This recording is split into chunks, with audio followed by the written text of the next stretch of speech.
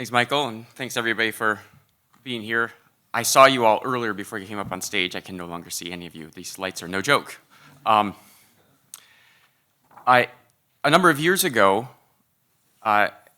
in my offices at Villanova University as the faculty advisor to the Russell Kirk Society, I was privileged to invite Roger Scruton to come speak. And in fact, I believe that was his last visit to the United States before his death. And in the months leading up to his visit, on the one hand, I appreciated the hefty sum that his speaker fee was going to require, and I'm grateful to ISI still for having fronted much of it. And thinking about those dollars, I think even his assistant felt a little bit guilty, and so she kept sending me emails saying, Dr. Scruton is already fast at work on his lecture for you. And I'd say, thank you very much. So then we welcomed Roger to Wayne, Pennsylvania, where he was staying at the Wayne Hotel, and we had him over to Villanova for a lunch where he discussed his first book on conservatism. And I brought him back to the hotel, and as we were walking up the steps of the Wayne Hotel, he said, so, what would you like me to speak about tonight?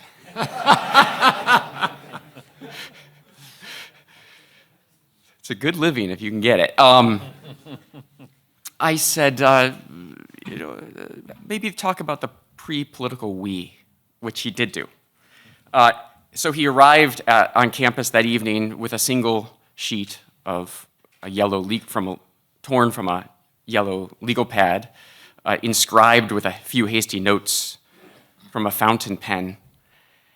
And he delivered a marvelous lecture, the substance of which I have no memory of, because I was sitting there seeing how many complete sentences in succession he could utter without looking at a note or batting an eye, and it was actually a solid hour of that. I can't compete with that, but I do have a few hastily scrawled notes to share with you. I genuinely want to present what I provided in my abstract some months ago to Emily, which I'll just read just in case anybody's in danger of getting lost.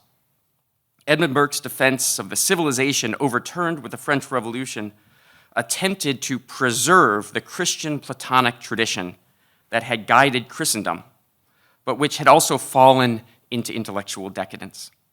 He was the first of many conservatives to fight for something good with shabby equipment, among them Russell Kirk and Roger Scruton. I want to begin with this term, shabby equipment. It comes to us from T.S. Eliot's East Coker. In the fifth part of that poem, we get really a good description of what it's like to be a writer and a thinker in any age, but I think it's especially apt for the conservative, the way he frames things here. Here are the lines.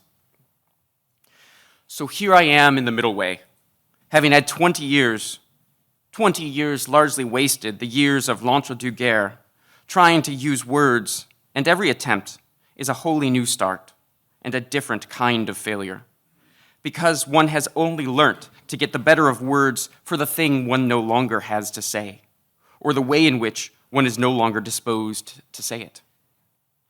And so each venture is a new beginning, a raid on the inarticulate, with shabby equipment always deteriorating in the general mess of imprecision of feeling, undisciplined squads of emotion. Conservative thought will always be marked by a sense of belatedness, its owl of Minerva flight towards the articulate, coming just a moment too late. Its sense of failure to make articulate what can never be wholly expressed except in a form that is in some sense inadequate. If it's always a new beginning, it's a tardy one, and one made with shabby equipment, always deteriorating. Eliot came to understand this, I think, especially in light of the conservative's dilemma. And he expresses this in a lecture he gave in the early 1950s to the London Conservative Union, where he mentions in passing that conservatism, as he and we understand it, is a fusion of Tory and Whig elements due largely to the effect of the French Revolution upon the mind of Burke. Burke's thought is in a very literal sense reactionary. He would not have articulated the view of man and state that he did in the Reflections had he not been impelled to do so in reaction to the tumult in France. It is a criticism, but a pious one, to acknowledge that he must make his argument with shabby equipment, whatever comes to hand, even as he defends an order that is not merely a historical one, but an expression of the eternal. Burke defends something ancient, venerable, and indeed permanent, but does so with what he has to hand, which is not always what we might have preferred him to have. I want to reflect on 3 instances of conservatives battling things out with the shabby equipment that comes to hand, and to highlight the way in which we are both enriched by what they do say, even as we can envision a more richly satisfying account of the strong defenses that these respective figures made. So we'll begin with a look at Burke's defense, by way of Horace, of the classical and Christian Platonist understanding of reality, an understanding that I take to be the one authentic intellectual tradition of the West, even as it is universal in significance and no merely historical expression of things. Burke was a politician, not a philosopher, though he had more than modest claims to that title. We can take the measure of his defense and also contemplate what it might have been and take account of the gap between them. I'll pause here just for a second. There are different ways of using the term Christian Platonism. The most frequent use of such a term would be to contrast it with, say, an Aristotelian Christianity, the Christianity of Thomas Aquinas, etc. But when I use that term here, and when I use it in my book, The Vision of the Soul, which I'll be talking briefly about in a few minutes, what I really mean is the broader intellectual tradition that begins with Athens and Jerusalem. And just that, nothing more specific. I want to then continue to look at Russell Kirk's The Conservative Mind, which is a historical appreciation and a historian's appreciation of a tradition of thought.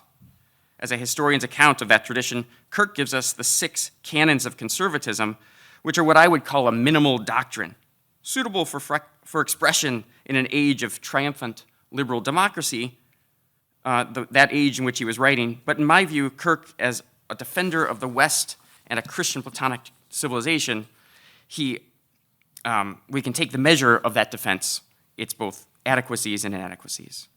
And finally, we'll conclude with just a brief look at the very vast philosophical work of Roger Scruton, who follows Burke and Kirk in having given a marvelous defense of the permanent things in an age of demolition and cultural rape. Here he can also measure the difference. We can also measure the difference between the actual defense and what might have been offered. There's a difference here, of course. Burke was a politician with some philosophical bona fides. Kirk was a historian, a philosophical historian, but a historian nonetheless. Scruton, however, was a philosopher who made a deliberate and indeed, in his age, an unusual choice. A choice to follow in the wake of Immanuel Kant, a practice that in some ways had been abandoned a century earlier with the death of F.H. Bradley, the last of the great English idealist philosophers. I don't want to try to exhaust any of these points. I just want to suggest them. So I'll try to do so as briefly as I can. For those of you who know the reflections on the Revolution in France, you'll know that as vast and great as that book is, there's a certain middle stretch that begins right around the line. How does it begin? It is now 16 or 17 years since when Burke begins describing his vision of Marie Antoinette, describing her beauty and condemning the age that has succeeded to the age of chivalry. In that great speech, or that moment, in the Reflections, Burke's continuous attention is to the aesthetic. He describes Marie Antoinette in terms of beauty. He describes the civilization and the order that she represents in terms of beauty. And yet he does so in a way that is distinctly Burkean, or at least, maybe more broadly, I should say, distinctly modern. It's deeply indebted to the thought of the Scottish Enlightenment, and behind them, those figures, Descartes, Hobbes, and then, just to mention names more timely, Locke and Hume. And this background to his remarks casts a certain shadow over them. I'll just mention how that shadow functions. First of all, Burke, in that passage in the Reflections, is beautifully, brilliantly, and troublingly elusive to Shakespeare's King Lear. And behind that illusion is the possibility that the order of beauty he's describing is, in Burke's own words, merely a pleasing illusion. That nature might be merely matter and motion, defined by force, as Thomas Hobbes had argued. And that political order is merely an artifice imposed upon nature to make life bearable. There's one shadow. Second is also this.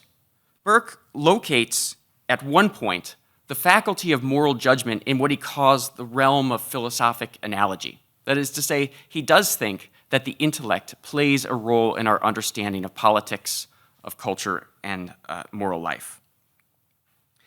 But, showing his debt to the Scottish Enlightenment, he typically grounds his judgments on sentiments, on the feelings of human nature. And that creates a wrinkle on the page when, in the midst of his discussion of Marie Antoinette and her beauty and the beauty of the order, he quotes Horace's Ars Poetica, one of the great epistolary poems of the Roman world, where, after quoting Horace, Burke writes, "There ought to be a system of manners in every nation which a well-formed mind could be disposed to relish. To make us love our country ought to be lovely." It's a beautiful line, but depending on the force of that line depends on what you mean by it. For Horace, in the Ars Poetica, he is a clear and untroubled heir of the classical tradition. He's part of the classical tradition. And when he speaks of the poetic work as lovely and as analogous to the lovely or beautiful order of the world, he's making a serious philosophical claim that comes out of Aristotle and Plato. That the microcosm of things that human beings make is modeled on the intelligible macrocosmic order of an orderly and divinely governed universe or cosmos.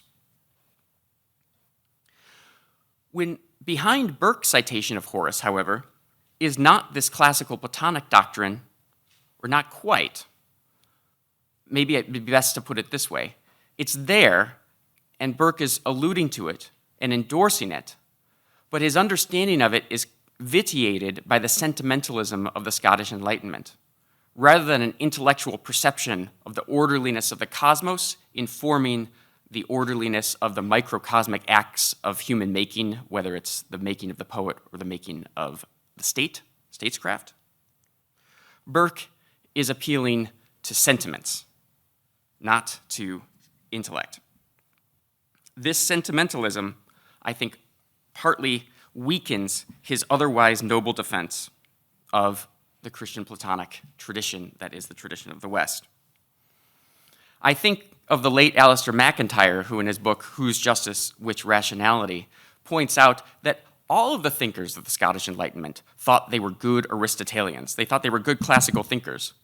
But what they meant by that is they shared Aristotle's list of the virtues, as he gives them in the Nicomachean Ethics, but they had in fact, unknowing to themselves, replaced Aristotle's clear sense of the intelligibility of the world and the orderliness of things known by the mind with mere emotionalism or sentimentalism. They did it without even noticing. And I think Burke does something of the same. When Kirk reprised the conservatism of Burke in The Conservative Mind, he did something similar. He attempted to defend a tradition, the tradition of the West, the Christian Platonist tradition, but he did it with a sort of minimum effort to understand the deep roots of it, because his chief agenda was to give us a tradition of moral thinking. Let's see how much time I have left. 1 minute, perfect. Just what I wanted.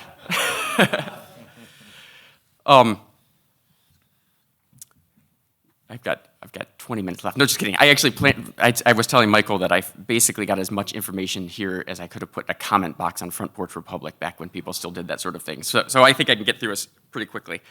What I want to propose is this. Many of you will know in the introduction to the conservative mind the 6 canons, a lovely list, but kind of an impoverished list. It's a minimal doctrine intended for an age of mass democracy, and in the typical American way, it's a consensus-building list. Broad nostrums that anybody can bring their previous commitments, moral commitments and intellectual commitments to, and generally sort of nod at, as long as they don't ask too closely what they mean. It was a smart move for what Kirk was trying to do, trying to outline a broad genealogy of conservative thought, but it's one that also, I think, requires deepening and enrichment. And one of the things I was pleased to do in my book, The Vision of the Soul, which I'll just hold up in case anybody's looking for a new expensive book to buy, was to flesh out the 6 canons and to give them what I would call a properly Christian Platonic reading. That is to say, to restore them into their roots, into the great writings of Plato, Aristotle, and Aquinas. With Scruton, as I mentioned at the outset, things are just a little bit more complicated. Scruton's a philosopher who chose to embrace the thinking of Immanuel Kant, and I know there are places where he refers to it almost as a revelation. And I can understand why he did that, why he was so charmed by Kant.